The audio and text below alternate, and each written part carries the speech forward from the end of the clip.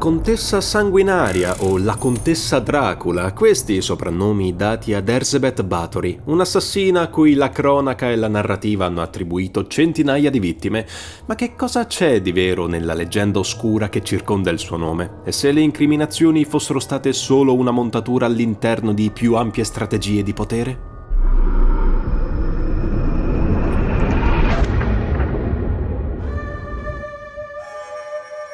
Erzsébet nacque nel 1560 in una cittadina dell'Ungheria nord-orientale. Ricevette un'ottima istruzione per la sua epoca e per l'area geografica in cui viveva. Venne educata alla cultura umanistica, conosceva il latino sebbene nelle sue terre si parlasse quasi solo ungherese, lingua che sembrava non praticasse. In passato la sua famiglia aveva avuto il comando della Transilvania, un tempo ungherese. E sì, se ve lo state domandando, la contessa ereditò dal futuro marito alcune terre appartenute al famigerato Vlad III di Valacchia, meglio noto come Dracula. La famiglia Báthory vantava origini mitiche, a partire da Batone, colui che si era ribellato a Roma nella provincia della Pannonia, fino al Goto, Alarico e a San Venceslao, per non far mancare un'ascendenza cristiana. C'era soprattutto Vid Báthory, l'uomo che uccise un drago a mazzate nelle paludi di Exedi e dal quale derivò lo stemma araldico, 3 denti di drago, alcuni dicono di lupo, circondati dalla medesima creatura che si morde la coda. La famiglia Báthory era suddivisa in vari rami. I Somalioi erano la linea principesca e 4 membri di tale dinastia governarono il Principato di Transilvania. Uno di loro, Istvan, divenne persino re di Polonia, sconfisse lo zar Ivan il Terribile e conquistò l'importante porto di Danzica. La madre di Erzsébet apparteneva a questo ramo dei Báthory, mentre il padre a quello minore, gli Exedi. Erzsébet crebbe in un periodo di relativa stabilità per l'area, garantito dal Trattato di pace di Adrianopoli del 1568 siglato dall'impero ottomano e da quello asburgico. Da allora il Regno d'Ungheria venne diviso in 3 parti, una ottomana, una asburgica e il Principato di Transilvania formalmente autonomo ma vassallo dei turchi. Ciò non significa che non vi fossero fermenti e conflitti interni, per non parlare delle periodiche incursioni ottomane. Il conte Ferenc Nadasdy, marito di Erzsébet, trascorse 19 anni a difendere il confine dai turchi e riuscì a stabilire una fragile convivenza favorita dal commercio. Dotato di una forte costituzione, aveva ricevuto un'educazione di alto livello. A contatto con la corte imperiale fin da giovane, divenne capitano dell'esercito campale nell'Alta Ungheria, una figura analoga a quella del generale. I turchi lo rispettavano e lo soprannominarono il Bey Nero d'Ungheria, un titolo di rispetto che in origine indicava i leader di piccole tribù. Erzsébet era stata promessa in sposa a Ferenc già a 11 anni. Il matrimonio si tenne nel 1575, ma per oltre 10 anni la coppia non ebbe figli, complici le assenze del marito per ragioni militari e un lontano legame familiare tra i due che ne impoveriva il patrimonio genetico.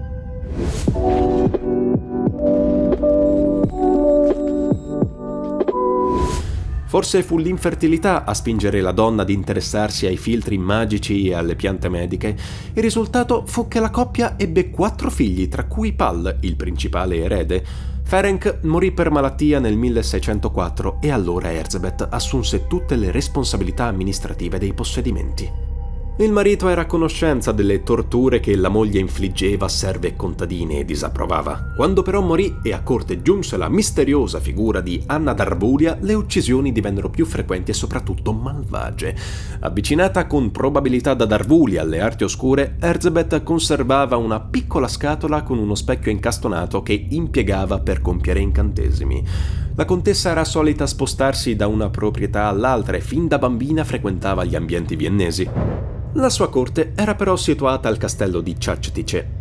Al suo interno lavoravano circa 30 persone, a cui si aggiungevano 40 tra contadini e vignaioli.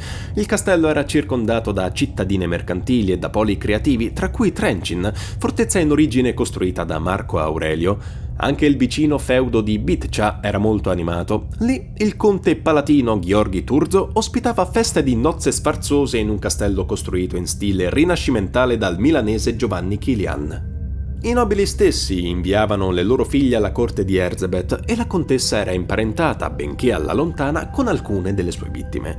Nell'Ungheria del tempo c'erano migliaia di nobili poveri e indebitati, i cui diritti venivano spesso sacrificati alla volontà predatoria degli Asburgo o dei nobili ungheresi più potenti di loro. Per i non aristocratici, dunque, la situazione era ancora peggiore e contadini e artigiani potevano essere privati della libertà o della vita in ogni momento, anche solo per un capriccio del nobile di turno che di rado veniva chiamato a giustificare le proprie azioni. Alla fine del 1610 il conte palatino Turzo fece irruzione nel castello di Ciacetice ed emise una sentenza di carcere perpetua ai danni di Erzsebet, affermando di averla colta in flagrante. Il processo che ne seguì scoperchiò un vaso di Pandora. Tra i complici dei delitti c'era János Újvári, conosciuto come Ficzko, un servo tuttofare che venne chiamato a testimoniare. Era al servizio di Erzsebet da 16 anni e aveva contato 37 vittime.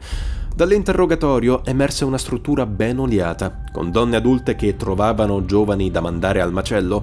Alcune condussero alla contessa persino le proprie figlie in cambio di doni.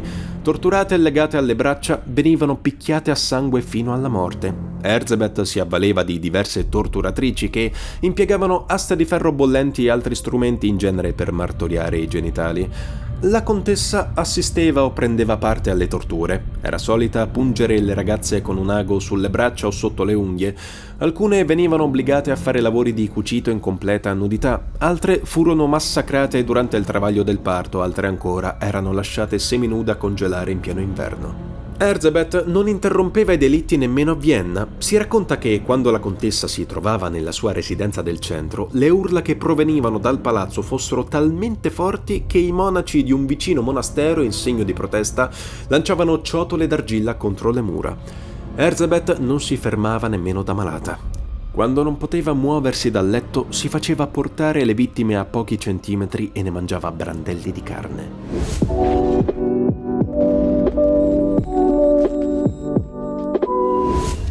Nel corso degli interrogatori, i complici più stretti vennero sottoposti a tortura. Il 7 gennaio 1611 due di loro, Dorotia e Ilona, ricevettero la sentenza. Le dita vennero strappate con pinze di ferro e furono poi arse sul rogo. Per quanto concerne János Ficzko, recita la sentenza, la sua colpa e la sua punizione sono mitigate dalla giovane età e per il minor coinvolgimento nei crimini. Egli viene perciò condannato alla decapitazione, solo il capo senza vita verrà messo al rogo con le altre 2 persone condannate. Il 24 gennaio a Bitcha venne arsa viva anche la vecchia Erzima Jorosne, nota come la strega di Mijava, che si diceva avesse aiutato Erzsebet a cuocere le torte magiche, ovvero avvelenate, con le quali uccideva o faceva ammalare i suoi nemici. I primi testimoni erano stati gli umili abitanti dei villaggi circostanti o della corte. Una donna, Zuzanna, stimò le vittime in 650, la cifra più alta emersa dalle indagini. Ma quanti di questi testimoni si possono considerare complici impuniti? Il pastore protestante Miali Zvonaric disse che la servitù occultava bene gli omicidi ai suoi occhi, benché lui stesso avesse trovato sospetti episodi come il seppellimento di 2 donne in un'unica bara. Erzsebet aveva risposto che si trattava di persone malate e che la rapida sepoltura era dovuta al pericolo che il morbo si diffondesse. La contessa non temeva la chiesa di qualsiasi confessione. Il pastore di Sarvar, Istvan Maghiari, la rimproverò per i suoi delitti e questa lo minacciò, dicendo di avere amici molto potenti. Nel 1602 il luterano tenne persino un sermone contro la famiglia Nadasdi, alla quale apparteneva il marito. Ormai incarcerata, ricevette la visita dei pastori affinché trovasse consolazione nella preghiera, ma li accusò di essere stati la sua rovina e rifiutò ogni loro intervento. Il rapporto di Erzsebet con il cristianesimo non fu però inesistente. Si racconta che la contessa trascrivesse maledizioni e preghiere con cui voleva colpire i suoi nemici, tra cui il re Mattia e il conte palatino. Evocava nuvole, gatti e topi, ma al contempo faceva appello alla Santa Trinità in un misto di folklore, superstizione e fede cristiana, peraltro comune nell'Ungheria dell'epoca. Ad ogni modo, Erzsebet sapeva o sospettava la sua imminente carcerazione. A settembre del 1610 fece testamento. Alle figlie lasciava i gioielli come regali di nozze, al figlio Pal le proprietà e la corte. Nel febbraio 1611 Pal scrisse a Turzo raccomandandosi a lui e chiamandolo padre. Assicurò inoltre che le proprietà erano state distribuite prima dell'incarcerazione e che quindi non potevano essere alienate. Nel frattempo Re Mattia chiese un nuovo e regolare processo perché quello di Turzo era stato condotto con metodi sbrigativi. Il conte palatino prese tempo e convinse la tesoreria di Stato ad avallare le sue tesi sull'inutilità di un nuovo processo. Mattia rispose che avrebbe accettato la condanna del carcere a vita già comminata da Turzo, ma che c'erano state rimostranze da parte dell'imputata e di alcuni nobili che chiedevano un processo secondo le regole, anche a tutela futura del loro lignaggio. Erzsébet aveva giocato la sua ultima carta contando sull'appoggio del cugino Gábor Báthori. Nel 1610 il comandante esperto in Transilvania stava reclutando truppe in Ungheria proprio quando Turzo era in procinto di arrestarne la zia. La minaccia portata da Gábor rischiava di far perdere agli Asburgo 7 contee, il Partium e la parte orientale dell'Ungheria. Tuttavia le mire di Gábor superavano di gran lunga le sue capacità. Egli aspirava a regnare su un territorio che si estendeva dalla Transilvania alla Polonia fino ad includere persino la Russia. Viene invece ucciso in un intrigo di potere nell'ottobre 1613. Erzsébet sperava che il cugino sarebbe giunto dalla Transilvania per liberarla, invece, quale beffa del destino, la contessa venne derubata dei gioielli di Čačetice dalla moglie di Turzo, il quale ricevette una lettera di ammonimento dal giudice supremo d'Ungheria.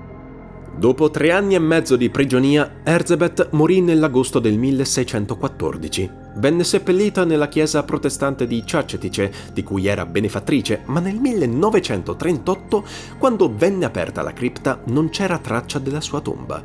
Il figlio Pál ebbe 3 figli. Ferenc II, ultimo maschio di quel ramo dei Báthori, venne giustiziato nel 1671 per aver ordito contro l'impero. Per oltre un secolo una cortina di fumo calò sulla storia della contessa sanguinaria.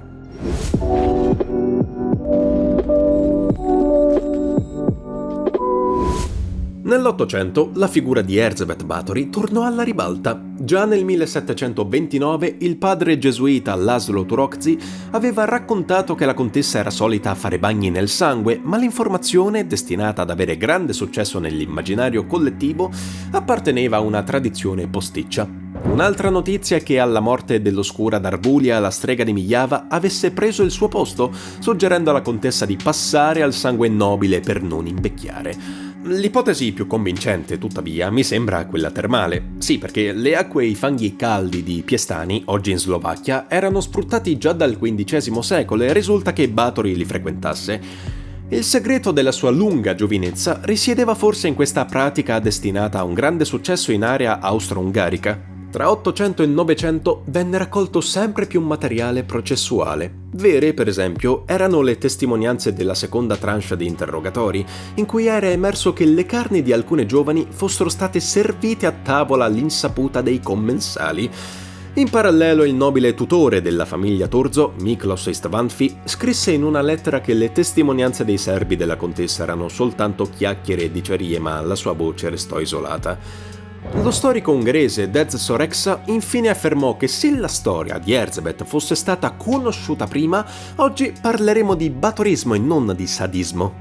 Come era prevedibile, nel contesto romantico a prevalere fu non solo la narrazione macabra, ma perfino fantastica o ingigantita della realtà. I fratelli Grimm in un loro racconto narrarono di una nobile ungherese che uccideva fanciulle. Lo scrittore Leopold von Sacher-Masoch trasformò la donna in una cosiddetta Venere in pelliccia, dominatrice sessuale e così raffigurata fino ai tempi della Repubblica di Weimar. Quanto c'è di vero nei crimini imputati ad Erzsébet Báthori? Impossibile stabilirlo una volta per tutte, ma si possono fare alcune ipotesi.